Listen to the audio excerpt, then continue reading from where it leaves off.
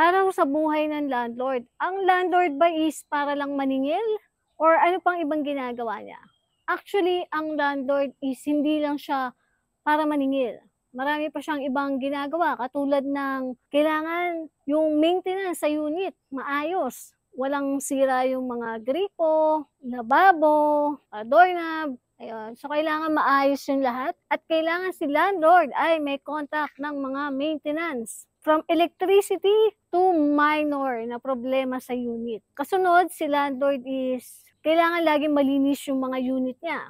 Bawat sulok kahit ilalim ng kama dapat malinis yan kasi baka mabigyan ng pangit na feedback ng guest pag nag-check-in sa unit niya. So, masisira ang pangalan ng negosyo ni landlord pag hindi na-maintain ang cleanliness sa mga unit. Lalo na ng transient house business. Yan nga palang business ko, transient house. Dito yan sa Lucena City. So, ganyan ang lagi kong operation dito sa negosyo ko. Kailangan well-maintain yung mga unit. Bago mag-check-in yung guest, kailangan prepare na yung unit from bed, of course, from the room, living area, kitchen, and then dining. So, lahat yon dapat nakaayos na. Pagdating sa booking, so kailangan maayos yung nakalagay talaga ng maayos sa calendar mo yung mga booking ng guest kasi may mga pagkakataon na back-to-back yung booking mo. For example, may mag-check-in ngayon ng 2 p.m. Then check out sila ng 10 a.m. bukas and then after 10 a.m. may kasunod na naman na guest na mag-check-in around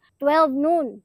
So, kailangan nakalagay sa calendar mo yun kasi pag nakalimutan mo, yari, hindi pa prepare yung unit o kaya naman ang masaklap doon is nag-extend yung guest mo and then inalaw mo mag-extend. May kasunod, isa lang yung unit mo, patay ka doon. So, malaking stress yun, sira yung pangalan ng negosyo mo kasi pwedeng magbigay din sa'yo ng pangit na feedback and of course, pangit yun, na-stress ka eh. So, hindi maganda sa pagnegosyo. So, very aware ka dapat sa oras at sa date. Pag may nagpabook sa'yo, lista mo kaagad kahit gaano ka ka-busy.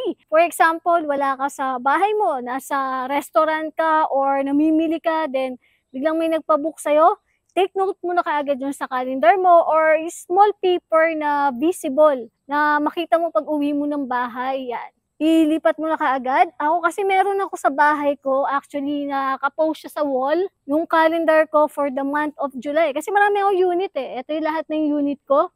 So I have 4 units rental, meron pa akong isa. So yun, kaya very careful ako pagdating sa booking. Nakalagay yun sa calendar ko for the month of July. So alam ko lahat ng unit na mga nakabook sa akin for the month of July. So naka-indicate yan doon.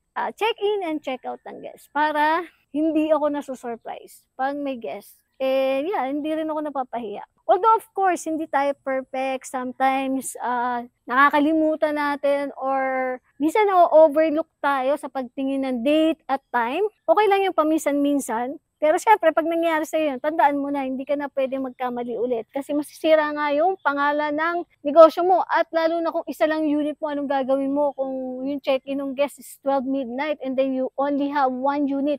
Saan mo ilalagay yung guest ng ganong kaalanganing oras? So, aawayin ka ng guest mo. The better is talagang very careful ka pagdating sa mga ganong booking. Ayun, so kung may question ka pa, comment mo lang dyan sa baba. Paki-like naman at subscribe ka na rin dito sa channel ko. And ako nga pala si Len Hagoba, owner ako ng mga rental property business, transient house business dito sa Lucena City. So visit ka lang dito pag mapapadaan ka. Ayan yung mga unit ko. Yan, 4 na unit yan. And join ka sa group na binuo ko, ang All About Rental Property Business. Nandiyan yung mga kapwa natin landlord sa group na yan. Pwede kang mag-ask ng question dyan or magkwento ng experience mo. Post ka lang dyan. So see you nga pala sa susunod na vlog. Hanggang dito na lang muna ngayon. Bye!